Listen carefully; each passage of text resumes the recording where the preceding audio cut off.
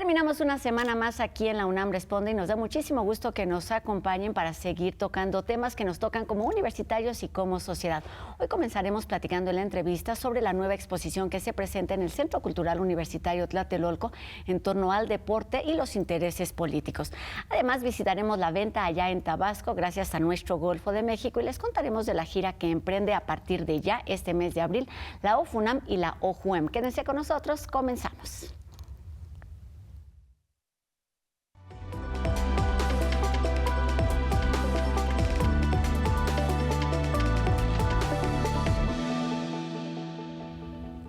Sports Washing, las celebraciones deportivas como campaña de blanqueamiento político, es el título de la muestra que presenta el Centro Cultural Universitario Tlatelolco de nuestra universidad y que propone una reflexión crítica sobre cómo eventos deportivos de alto impacto, que pueden ser los mundiales de fútbol o también los Juegos Olímpicos, han sido utilizados a través de la historia como herramientas de legitimación, propaganda y control social. Y bueno, para contarnos sobre esta propuesta y también la construcción del recorrido que ofrecen, saludamos esta tarde a Roberto Barajas, quien es el curador de la muestra, que se exhibe, como les decía, allá en el Centro Cultural Universitario Tlatelolco. ¿Cómo estás, Roberto? Así es, muchas gracias, Rosa, por la invitación. Pues qué gusto que estés aquí con nosotros para hablar de esto que se inauguró hace unos días y que tiene todo que ver con lo que vamos a estar viviendo durante las siguientes semanas, a partir o a propósito del tercer mundial de fútbol que se juega en nuestro país. Pero comencemos por el principio. ¿A qué se refiere el término sports washing? Muy bien, pues el título de la exposición es un poco largo, en realidad por eso, respondiendo un poco a la pregunta, el subtítulo muy largo que parece también un poco complejo, pero tiene que ver el sport washing, que es un término utilizado en las últimas 2 décadas, precisamente con esta idea de alguna manera revelar las ideas que de alguna manera trasladan todas estas celebraciones de los eventos deportivos de alcance global, pero con intereses políticos y económicos a partir de gobiernos o de las mismas organizaciones que están encargadas de realizarlos. Entonces, nos parecía muy pertinente en el CECUT, nos parecía evidentemente por el alma, el espíritu también del Centro Cultural Universitario Tlatelolco, que tenemos como uno de los grandes pilares el resguardo de una memoria crítica, también por la zona en donde estábamos y por la labor museística, institucional que tenemos. Nos parecía pues muy importante en este año mundialista hablar desde una perspectiva crítica, más allá de la euforia y de la pasión que de alguna manera nos permite un evento como estos. Claro, y que también se vale, es decir, celebrar y festejar lo que está sucediendo para quienes son aficionados. Se trata de un evento que tiene como muchísimas miradas y creo que el reto justo es abarcarlo desde distintas perspectivas. ¿Cómo está conformada la muestra?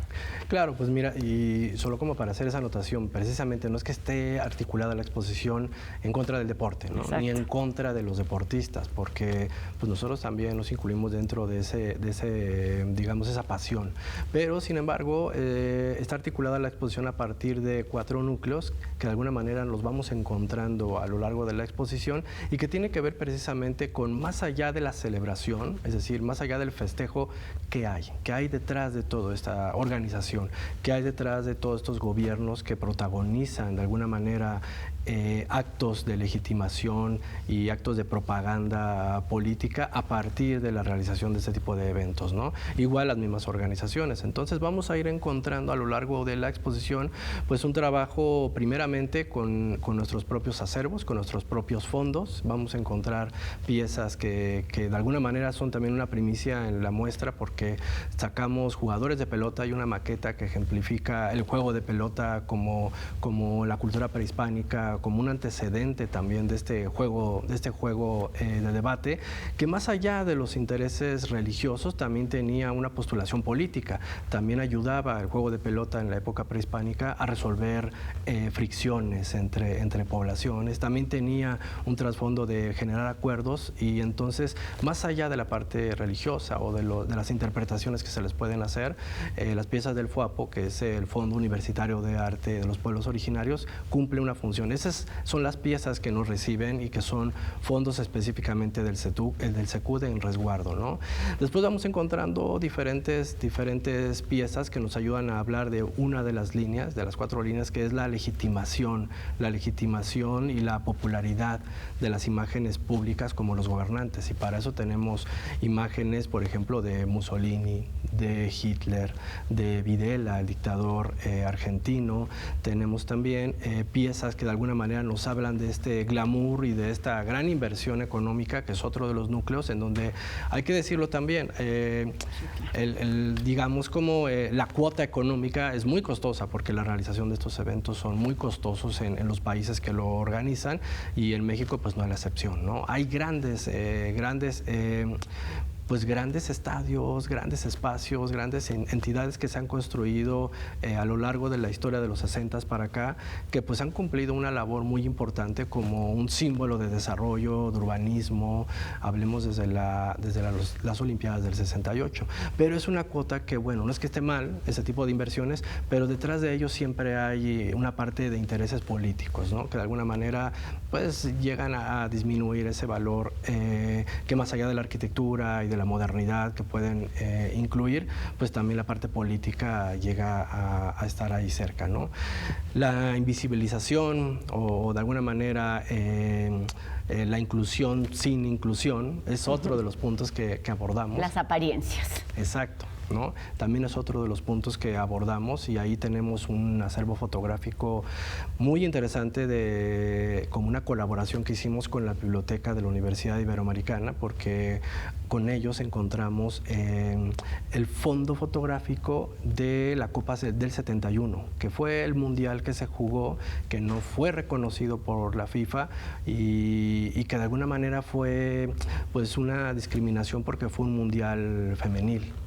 Y bueno, más allá, además de la perspectiva de género, nos habla de un mundial en donde las jovencitas de 16, 18 años que jugaron en aquel entonces, en el 71, en México, pues digamos, le ganaron a grandes potencias que quizá todavía no estaban tan importantes, tan fuertes, pero también nuestra selección femenil pues hizo un papel increíble en este país, ¿no? Imagínate que le ganan a Argentina, a Inglaterra, a Italia, y pierden la final, pero con un lleno de un récord que tienen, de un lleno total en el Estadio Azteca de 110,000 personas, ¿no? Muy bien. Y creo que falta un tema más que tiene que ver con tarjeta roja, o ya me lo tarjeta roja, es que la última parte de la exposición. Exacto, y que tiene mucho que ver con los últimos, o desde el principio que hacemos el recorrido, pero que tiene un enfoque muy importante en los últimos mundiales, particularmente también con el nuestro, ¿no? Que es el de tarjeta roja para el Estado, la parte de los ocultamientos y todo aquello que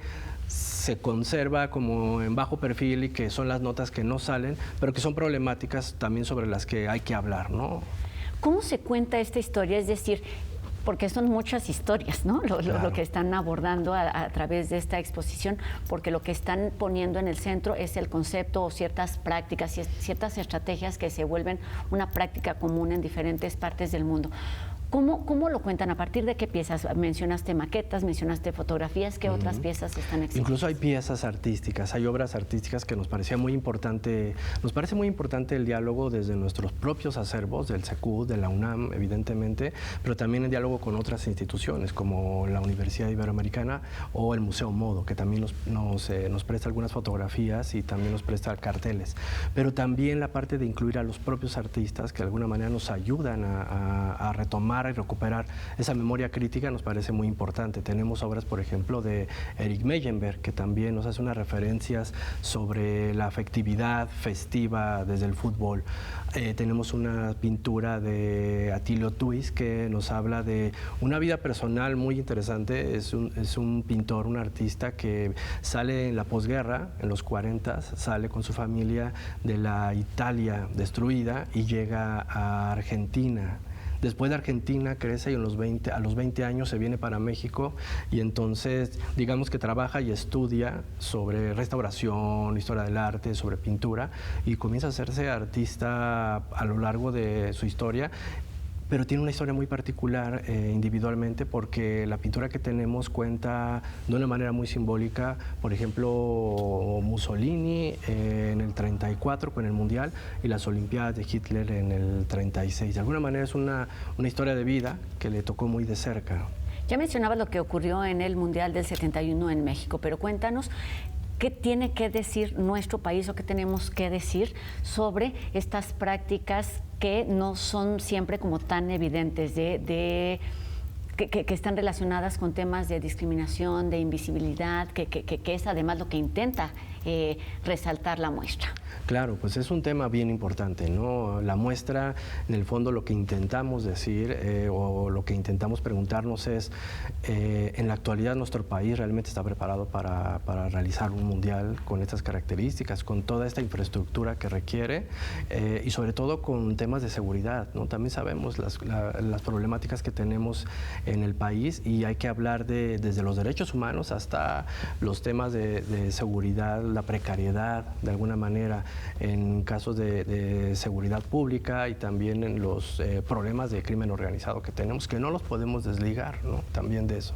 Esto es muy importante porque estamos hablando de algo que tiene que ver particularmente, en este caso, con un mundial de fútbol, pero que toca y permea ámbitos muy diversos y muy extensos de nuestra vida contemporánea. Claro. ¿Cómo lo representan además en este recorrido? Claro, tenemos algunas fotografías y sabes que también nos apoyamos mucho de la parte hemerográfica, la parte del documento, de las notas, porque además pues son problemáticas que están saliendo este año. Además tenemos que pensar que de una manera pertinente quisimos hacerlo a unos meses antes la exposición inaugural. Para tener más tiempo para pensar. Para tenerla más tiempo y para que cuando se inaugure el Mundial precisamente ya tengamos elementos para decir, ok, está bueno el festejo, nuestra selección, los apoyos a las selecciones, a los deportistas que además tienen una presencia y un valor muy importante en ese tipo de eventos, pero la parte política, pero la parte de las ausencias o los ocultamientos, eso es muy importante. Nosotros ponemos fotografías, ponemos este apoyo hemerográfico que nos parece muy importante porque algunas de las imágenes que intentamos rastrear, por ejemplo, cuando le dan el premio de la paz a Donald Trump en diciembre del año pasado, decíamos, hay una parte muy contradictoria, porque también hay, por ejemplo, todas las políticas migratorias que está llevando a cabo en su país y aún así recibe el premio de la paz por parte de la FIFA. Había una parte, o sea, ahí está el sportwashing presente, de una manera muy amplia y muy evidente. Entonces, ponemos ese tipo de notas en contexto y ponemos la parte de la tríada mundialista, una foto en donde está nuestra presidenta junto con los dos presidentes, tanto de Canadá como de Estados Unidos. Y esos son los eventos que al parecer están muy de cerca y están vibrando como parte de una organización del Mundial de Fútbol. Pero también, por otro lado, encontramos algunas notas. En el mismo muro encontramos también, por ejemplo, todas las bolsas negras con restos de cuerpos que han encontrado en las orillas del estadio Akron en Jalisco, que va a ser una de las sedes del Mundial. Entonces, realmente estamos como en el momento adecuado. Tal vez nunca sería un momento tan adecuado, pero por lo menos hay que hacer conciencia de esa parte. La nota que mencionas de esta entrega del premio fue una cosa evidentemente incongruente, además, para el momento en el que estábamos y en el que estamos viviendo. Claro. ¿Cómo estos conceptos y estas realidades ya lo mencionábamos, de legitimar, de hacer propaganda, y además que no se note o que no sea como tan evidente, queda presente en la muestra, pero también en la vida cotidiana hoy en nuestro país? Así es, y además hay que reconocerlo también. Vivimos en un sistema que política y económicamente, digamos que tiene una especie de sofisticación para poderlo representar de una manera pues buena, de alguna manera hacer notar una organización y una sensación de estabilidad y de tranquilidad en el que todo se puede y todo está bien, ¿no? Eso también es parte del plan. Pero digamos que con las notas, las fotografías, las obras de arte y los recorridos históricos a lo largo de la historia moderna, nosotros nos limitamos a mundiales de fútbol y a olimpiadas, pero se abre a todo tipo de eventos deportivos, el tenis, la Fórmula 1, ¿sabes? Todo tipo de proyecciones deportivas que tienen esos intereses políticos y económicos por parte de gobiernos y de organizaciones. Y que están ahí muy latentes. Estoy pensando lo que ocurrió con el sismo del 85, porque se acercaba el Mundial al año siguiente y todo lo que se quería ocultar con respecto a los daños, la cantidad de personas muertas en ese terrible sismo del 85, y podríamos hablar mucho del tema. La invitación es a visitar el Centro Cultural Universitario Tlatelolco, pero además tienen un programa de actividades para también pues invitar a la reflexión. Cuéntanos de estas mesas. Así es, Rosa, pues tenemos, a la par de la exposición, contamos con un programa académico que nos parece también muy importante acompañarlo de reflexiones y de debates con especialistas. Le llamamos a este ciclo Mesas con Especialistas, en donde invitamos a académicos, a periodistas deportivos, a todo tipo de personajes especialistas en las áreas del deporte para debatir sobre estos 4 núcleos de la exposición sobre los que ya mencionamos. Y la primera mesa la vamos a tener el 23 de abril de este mes, en unas semanas, así que les pedimos que estén como al pendiente de nuestras redes sociales para que vean qué tipo de invitados tenemos. Es en torno a la ideología política y el disciplinamiento social como deporte de entretenimiento. Exactamente. Cuéntanos, ya nada más para terminar, Roberto, ¿cuáles son como estos valores o principios que les gustaría o que están dejando presentes a través de este recorrido, de estas fotografías y también de este recorrido histórico que no necesariamente es cronológico, con respecto a eso, a la inclusión y a la visibilidad de los más desprotegidos o de los más atacados en un evento de estas magnitudes? Claro, mira, hay un pequeño guiño que nosotros hacemos en donde ponemos 4 butacas vacías, 4 butacas ahí, como ya sabes, esto que se hace en ese tipo de eventos como reservado para, ¿no? Entonces tenemos este tipo de, este pequeño guiño en el que ponemos reservado para y ponemos una dedicatoria específica, digamos, como a favor de todo este tipo de presencias que han sido invisibilizadas. Por ejemplo, hay una silla que dice reservado para las jugadoras de la Copa 71 que fueron invisibilizadas por la FIFA en el Mundial del 71. Hay otro que decimos reservado para todos los deportistas que han sido censurados o discriminados por creencias religiosas o políticas, ¿no? Hay otro que hablamos de reservado para los trabajadores que han realizado grandes obras para este tipo de eventos como estadios, carreteras, hoteles, pero que han trabajado desde la migración, en el caso de Qatar, por ejemplo, que reportaban 6.500 muertos de trabajadores que de alguna manera laboraron con algunas condiciones precarias, ¿no? y que murieron por la realización de ese tipo de eventos, ¿no? Ese tipo de visibilidades son las que nos interesa poner en contexto, ¿no? Pues una oportunidad para ver el otro lado de estos eventos deportivos que, si bien tienen, por supuesto, un valor en el ámbito deportivo, en el ámbito económico y que tiene ciertas repercusiones como muy positivas, es importante voltear a ver esto otro que sucede, porque muchas veces aparentamos ser una ciudad mundialista con muchos huecos y vacíos, y están ahí de alguna manera representados en Sportswashing, las celebraciones deportivas como campaña de blanqueamiento político que se exhibe en el Centro Cultural Universitario Tlatelolco hasta el 2 de agosto. Pues tenemos tiempo suficiente para ir a recorrer esta exposición y también para pensar lo que sucede atrás de un evento de esta magnitud. Roberto Barajas, curador de la muestra, investigador del Centro Cultural Universitario Tlatelolco, muchas gracias por estos minutos y por la invitación. Nos vemos por allá en el norte de la ciudad. Claro que sí, muchas gracias, Rosa. Gracias, Roberto. Y bueno, ahora cambiamos de tema porque iniciaron ya los trabajos de rehabilitación en la sala Nezahualcóyotl, que incluye mejoras en iluminación, infraestructura y servicios, por lo que la Orquesta Filarmónica de la UNAM y también la Orquesta Juvenil Universitaria Eduardo Mata inician ya en este mes de abril una gira de presentaciones para llevar su repertorio a distintos recintos universitarios y también a escenarios emblemáticos como son el Palacio de Bellas Artes o bien el Centro Nacional de las Artes.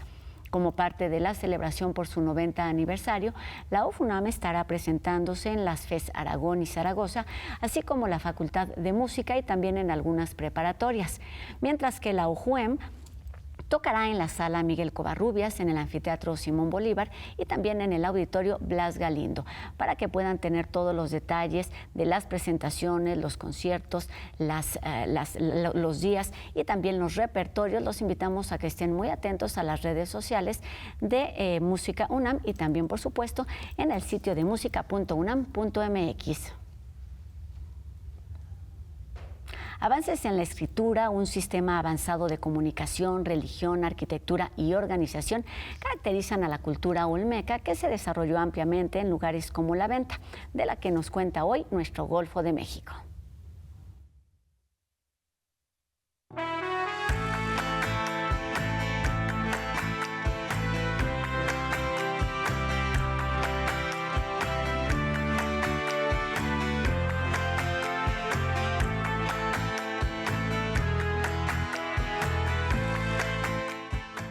Cultura olmeca, La Venta, cuna de cabezas colosales. Hace más de 3000 años, en el corazón de Tabasco y Veracruz, floreció la cultura olmeca, que fue catalogada por arqueólogos del siglo XX como la más antigua de Mesoamérica.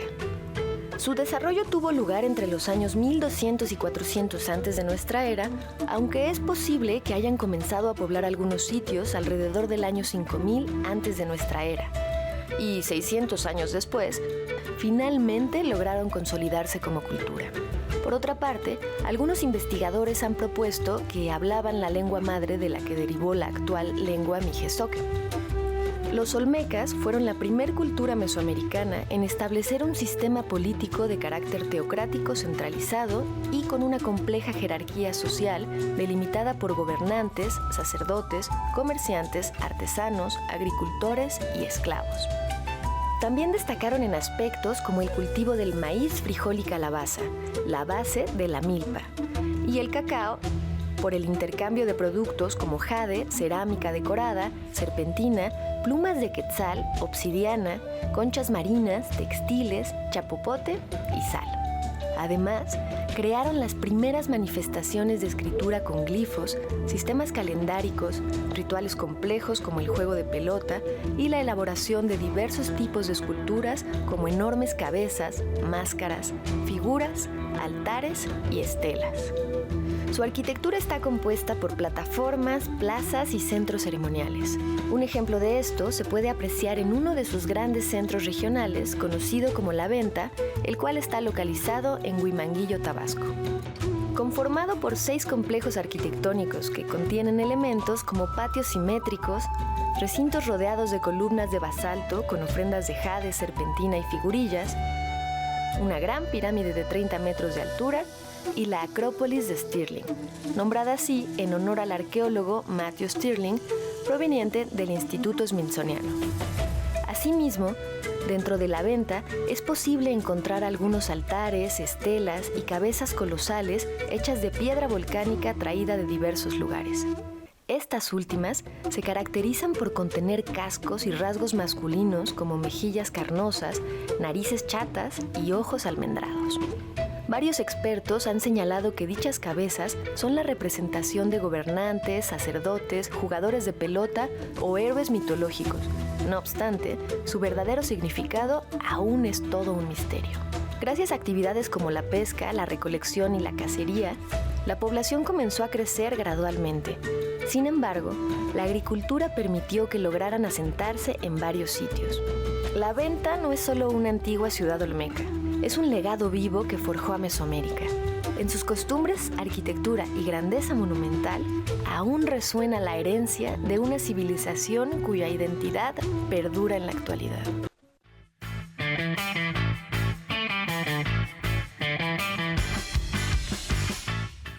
La autonomía y la capacidad de decisión en temas de sexualidad son algunos de los ejes del programa que impulsa la FES Iztacala para personas con capacidades diferentes.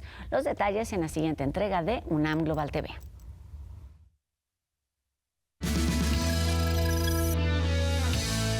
¿Vienen solas? No.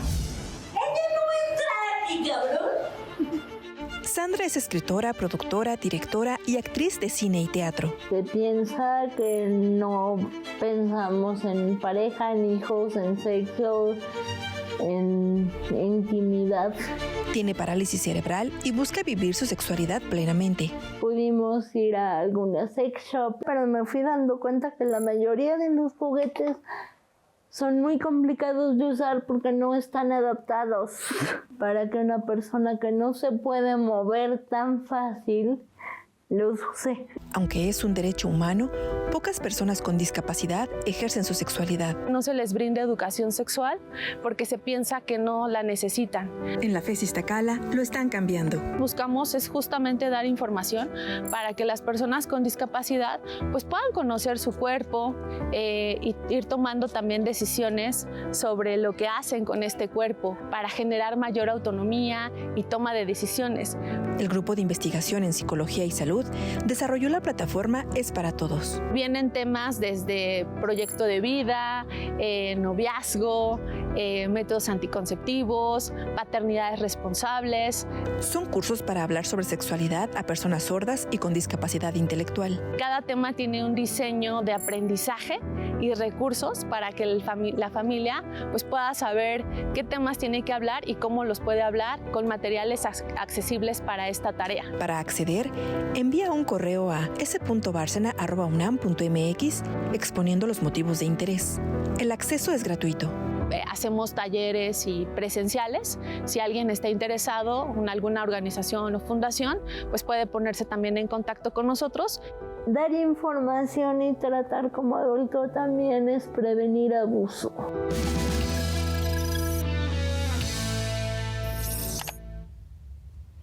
Una vez más, la información como herramienta de prevención. Y con esto terminamos nuestro programa de hoy, también la semana. Los invitamos a que nos acompañen a partir del próximo lunes. Pero antes despedimos y agradecemos una vez más a Fernanda Ramírez su participación en la interpretación de lengua de señas mexicana que nos permite llegar a un público más amplio. Y a todos ustedes les recuerdo que podemos estar en contacto a través de nuestras redes sociales. Háganos llegar sus dudas, sus comentarios y sigamos haciendo juntos La UNAM Responde. Que tengan un excelente fin de semana. Visiten el Centro Cultural Universitario Tlatelolco y nos vemos aquí el próximo lunes. Mi nombre es Rosa Brizuela. Adiós.